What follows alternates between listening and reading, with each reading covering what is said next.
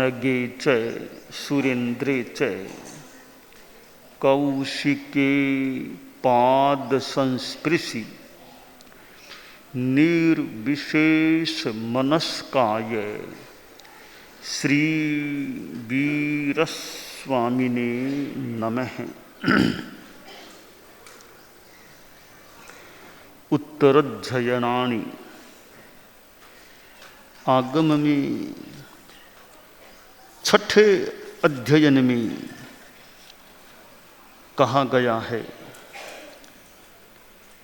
बहिया उड्ढमादाय नाव कंखे कया इवि पुब्बकम खयट्ठाए इमं देहम समुद्धरे। दो प्रश्न हैं। पहला प्रश्न है, यह हमारा जीवन क्या है, इसका स्वरूप, इसकी परिभाषा क्या है। दूसरा प्रश्न है, इस जीवन को क्यों जिए।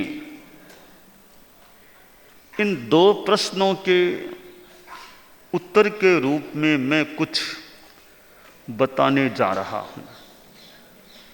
पहला प्रश्न है, यह जीवन क्या है, व्हाट इज दिस लाइफ, यह जीवन क्या है।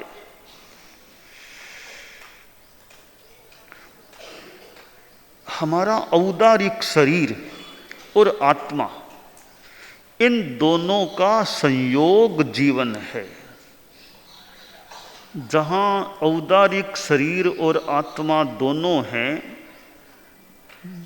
मिक्स्ड अप हैं, मिश्रित हैं, संयुक्त हैं, वहां मनुष्य का जीवन होता है। तो सीधा सा उत्तर है, जीवन क्या है, इसका उत्तर कि आत्मा और औदारिक शरीर का संयोग जीवन है। तो कोई इसके साथ प्रश्न कर ले, व्हाट इज डेथ, मृत्यु क्या होती है, तो उल्टा कर दें, औदारिक शरीर और आत्मा का वियोग हो जाना मृत्यु है। कोई पूछ ले, व्हाट इज मोक्ष, what is salvation, what is emancipation, मोक्ष क्या है।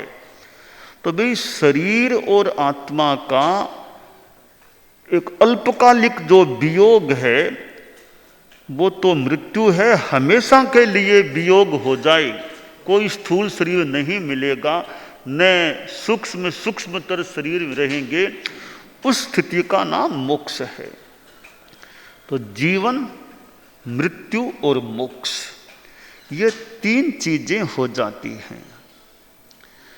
जहां कोरा शरीर है, आत्मा नहीं है, आदमी का प्रयाण हो गया, डेड बॉडी आंगन में रखी हुई है,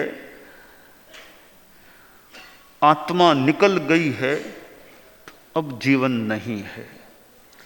कोरा शरीर है तो भी जीवन नहीं, और कोरी आत्मा है तो भी जीवन नहीं। सिद्धों मोक्ष में आत्माएं तो हैं परंतु शरीर नहीं है, इसलिए वहां यह सांसारिक जीवन भी नहीं होता है। तो कोरी आत्मा जीवन नहीं, कोरा शरीर जीवन नहीं, आत्मा और शरीर का संयोग जीवन होता है। यह जीवन की परिभाषा मैंने प्रस्तुत की है। अब जीवन को हम जब जान लेते हैं तो नेक्स्ट क्वेश्चन, अगला प्रश्न है कि जीवन क्यों जिए। जीवन जीने के लिए भी कितना करना पड़ता है। गृहस्थ हैं तो आर्थिक व्यवस्था करो, वो चीज़ लाओ, वो सामान लाओ, वैसा करो, वैसा करो, धंधा करो, कितना करना पड़ता है। हम चारित्रात्माएं हैं तो भी भाई गोचरी लाओ, वो करो, व्यवस्था करो, कमरों की व्यवस्था करो, और वो करो, कपड़े लाओ, कपड़े जांचो, कितनी चीज़ें चाहिए जीवन जीने के लिए। तो जीवन क्यों जिए। इस प्रश्न के उत्तर के संदर्भ में यह उत्तराध्ययनानि के छठे अध्ययन का 13वां श्लोक है।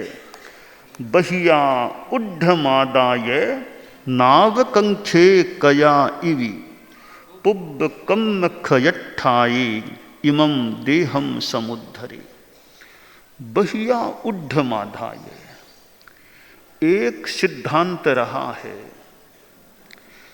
कि देहात् ऊर्ध्वम पुरुषो न विद्यते, देहाद ऊर्ध्वम पुरुषो न विद्यते, कि शरीर से ऊपर, शरीर से अलग और कोई आत्मा जैसी चीज नहीं है। देह एव आत्मा, देह एव आत्मा, शरीर ही आत्मा है और कोई अलग से आत्मा नहीं है। ये लोकायत मत की, चार्वाक मत की अवधारणा कि देहात् ऊर्ध्वम पुरुषो न विद्यते, देह एव आत्मा। दो अवधारणाएं जो आस्तिक नास्तिक की है। एक की भाषा है तज्जीव तत्शरीरवाद, तज्जीव तत्शरीरवाद। जो जीव है वह शरीर है, यानी जीव और शरीर दो नहीं, जो जीव है वह शरीर है। यह नास्तिक विचारधारा तज्जीव तत्शरीरवाद। इसके विपरीत दूसरी अवधारणा है अन्यत जीव अन्यत शरीरवाद, अन्यत जीव अन्यत शरीरवाद, कि जीव अन्य, अन्य अलग है, शरीर अलग है। यह आस्तिकवाद की विचारधारा है। राजा प्रदेशी तज्जीव तत्शरीरवाद को पहले मानता था, बाद में तो वह धर्म का अनुयायी हो गया था। पहले उसका मंतव्य रहा तज्जीव तत्शरीरवाद। जैनिज्म का सिद्धांत है अन्यत जीव अन्यत शरीरवाद। तो बहिया उड्ढमादाय, शरीर से बहिस्थ, बहि शरीर से बाहर, शरीर से ऊपर आत्मा नाम का तत्व है। यूं समझे मोक्ष का सिद्धांत है बहि ऊर्ध्वम, ऊपर, संसार से बाहर, ऊपर मोक्ष है। तो जो व्यक्ति इस मोक्ष की अवधारणा को स्वीकार करता है, तो आत्मा अलग, शरीर अलग, मोक्ष, इस अवधारणा को स्वीकार करे, उसके लिए निर्देश है नावकंखे कया इवि, अवकांक्षा, आकांक्षा न रखे। विषयों की, पुद्गलों की, बाह्य जगत की, नाम ख्याति आदि की, यशः कीर्ति की आसक्ति में न जाए, आकांक्षा न रखे। पदार्थों का उपयोग तो साधु भी करता है, गृहस्थ भी करता है, परंतु अन्नहाणम पास ए परिहरिज्जा। आयारो जैसा आगम, अन्नहाणम पास ए परिहरिज्जा, दृष्टा है वह अन्यथा व्यवहार, कि आदमी गृहस्थ भी खाता है, साधु भी खाता है, क्या फर्क पड़ा। गृहस्थ भी भोजन लेता है, साधु भी लेता है, ठीक है। साधु के रात्रि भोजन का परित्याग है, और यह रात्रि भोजन का परित्याग भी एक व्रत है। हमारे चारित्रात्माओं के 5 तो महाव्रत हैं, और छठा व्रत है रात्रि भोजन विरमण व्रत। तो रात में भोजन नहीं करना, पानी नहीं पीना, सूर्य अस्त होने से लेकर सूर्य उदय होने तक न खाना न पीना, एक अच्छा व्रत है। कि रात को खाना पीना करे तो जीव हिंसा की भी संभावना बन सकती है। अंधेरे में खाना पीना करे, कोई जीव जंतु पता नहीं क्या पड़ जाए, मर जाए। लाइट्स होती हैं तो कई बार लाइट्स में भी छोटे छोटे जीव हो जाते हैं। तो अहिंसा की दृष्टि से रात को नहीं खाना पीना, न भोजन न पानी, न खाना न पीना, ये उपयोगी है अहिंसा की दृष्टि से। ये पहली बात कि रात्रि भोजन क्यों नहीं करना, इसके लिए मेरा पहला कथन है कि अहिंसा की दृष्टि से बहुत उपयोगी है रात्रि भोजन का त्याग रखना। दूसरी बात कि संयम की दृष्टि से भी रात को नहीं खाना पीना महत्वपूर्ण है। सूर्यास्त से पहले पहले खाना पीना हो गया, अब पूरी रात साधु फ्री है, कोई खाना नहीं पीना नहीं, अपना जप करो, मेडिटेशन करो, धर्मोपदेश लोगों को सुनाओ तो सुना दो, और कोई आध्यात्मिक चिंतन धर्म जागरणा कर लो, फिर नींद ले लो, सो जाओ, आराम करो, खाना पीना कुछ नहीं। और साधु के आसपास भी न कोई भोजन है न पानी है, कितना एक विरक्ति का क्रम होता है, आसपास भी रात में खाना पीने की चीजें नहीं है। तो संयम की दृष्टि से भी रात्रि भोजन विरमण व्रत का महत्व है। तीसरी बात, तपस्या भी हो सकती है। रात को भूख लग जाए, रात को प्यास लग जाए, मई जून बैसाख जेठ ये महीने हैं, रात को प्यास लग जाए तो उसको सहन करो, यह तपस्या भी हो सकेगी। तो रात्रि भोजन विरमण व्रत के साथ अहिंसा भी जुड़ी हुई है, संयम भी जुड़ा हुआ है, और तप भी हो सकता है। तो साधु का यह जीवन भर का व्रत, छेदोपस्थापनीय चारित्र में यह व्रत लिया जाता है कि जीवन भर 3 कर्ण 3 योग से असन पान खाद्य स्वाद्य रात्रि भोजन न करूंगा, न करवाऊंगा, न करने वाले की अनुमोदना करूंगा अन्यों की। तो गृहस्थ तो मान लो कई रात में भी खाने वाले खाते हैं, कई लोग गृहस्थों में भी रात्रि भोजन का परिहार करने वाले भी हों तो हो सकते हैं, मिल सकते हैं। कभी पूरा रात भर तो खाना पीना छोड़ना गृहस्थों के मुश्किल है, तो लिमिटेशन कर लो कि 10 बजे के बाद खाना नहीं खाएंगे। कि पानी तो पीना पड़ता है, कभी दवाई लेनी पड़ती है, कभी शुगर भी लो हो जाए, थोड़ी मिश्री भी खानी पड़ सकती है मान लो।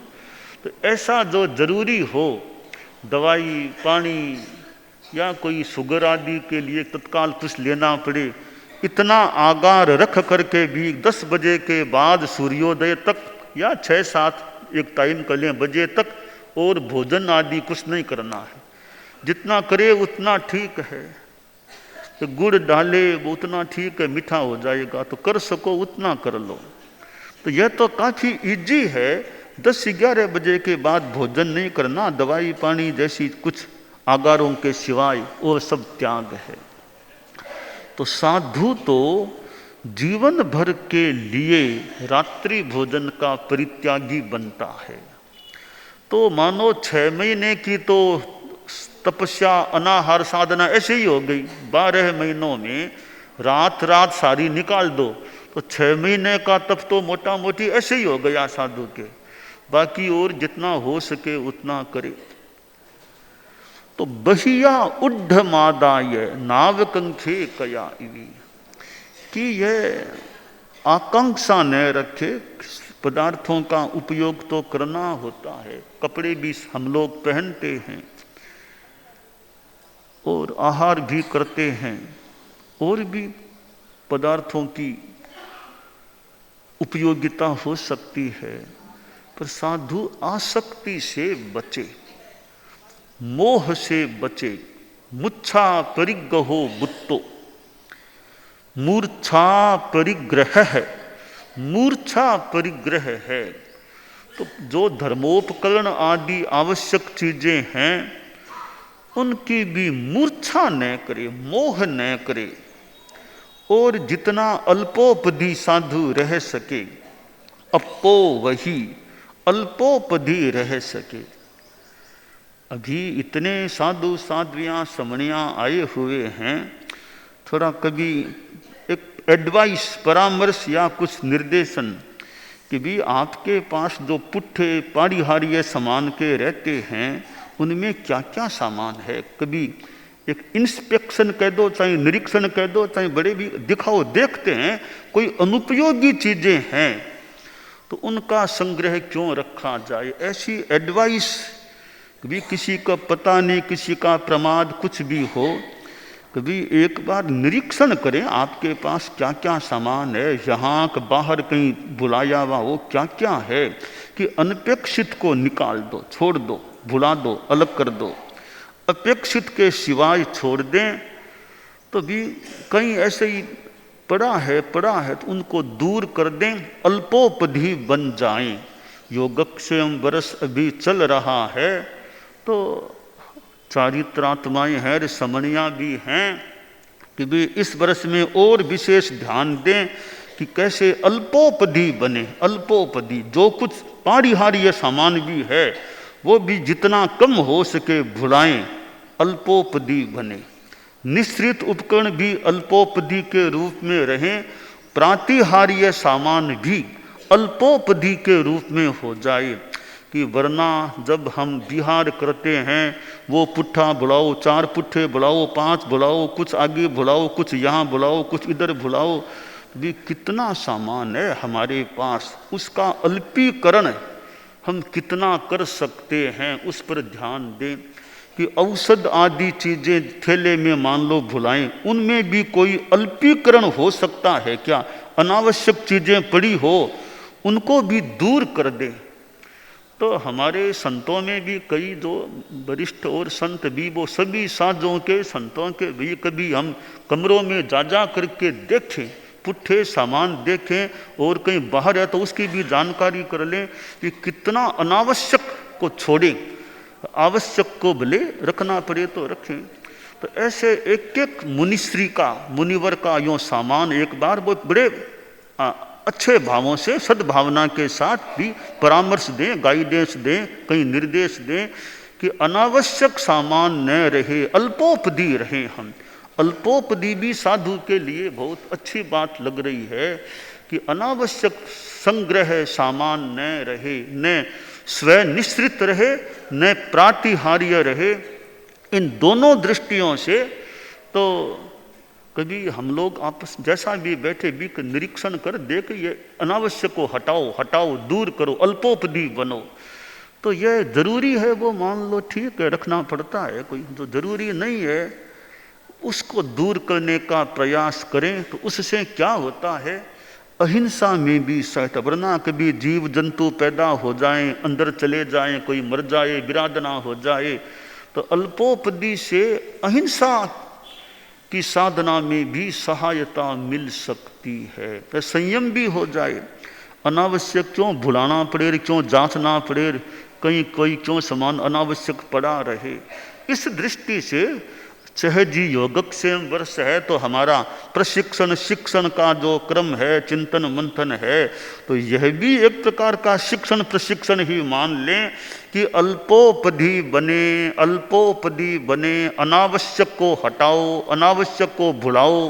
बस एक अनावश्यक को भुलाओ, इतने से सूत्र में अल्पोपधित्व हमारा अच्छा उजागर हो सकता है। तो कभी हमारे वरिष्ठ संत भी ध्यान दें भी यह प्रक्रिया कैसे शुरू की जाए, कैसे हो कि अनावश्यक सामान कोई संतों के पास रह रहा हो उसको हम उनको बता करके भुलाने का क्रम बने। आवश्यक है तो ठीक है। इसी प्रकार शादियों में, समणियों में भी कोई की योगक्षेम वर्ष है तो हमारा ट्रेनिंग का और का यह भी एक विषय है, अल्पोपधि, अप्पो वही। तो यह अल्पोपधित्व है, बहुत अच्छी चीज है कि साधु के संग्रह ज्यादा न रहे और कहीं एक जगह जहाँ स्थिरवास होता है, सेवा केंद्र हैं, वहाँ तो बहुत अपेक्षित है कि सामान का निरीक्षण हो, अनावश्यक सामान तो नहीं है ना। सेवा केंद्र है तो सेवा केंद्र में सेवादायी जो जाएं वो भी सेवाग्राहियों का सामान प्रतिलेखित करें। कभी हम लोग जाएं तो हम लोग भी कोई, हमारे साधु साधियाँ हमारे निर्देशन में भी कोई प्रतिलेखन हो भी कि अनावश्यक सामान तो नहीं है ना, संग्रह तो नहीं है ना, कोई अकल्प्य चीज तो नहीं है ना।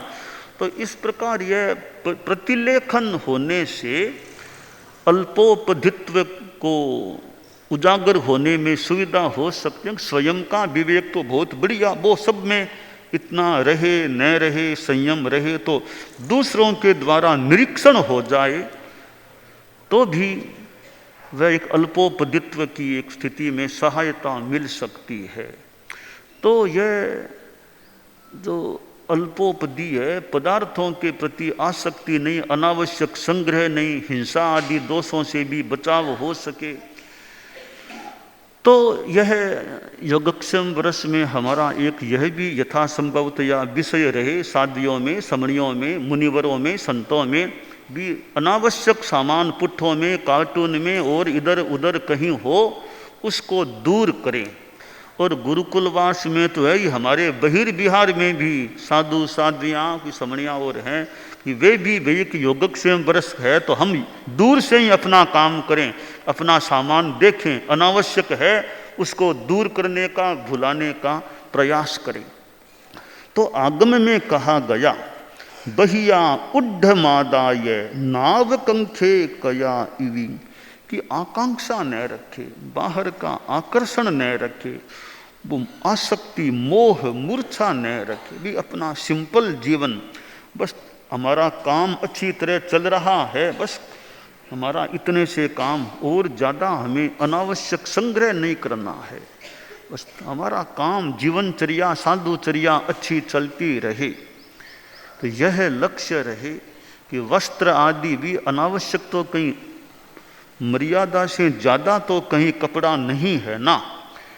वो हमारे चतुर्मास लगता है तब तो वो रिपोर्ट भी आती है, क्योंकि अनावश्यक संग्रह, कपड़ा ज़्यादा कपड़ा भी फालतू अनावश्यक क्यों हमारे पास रहे।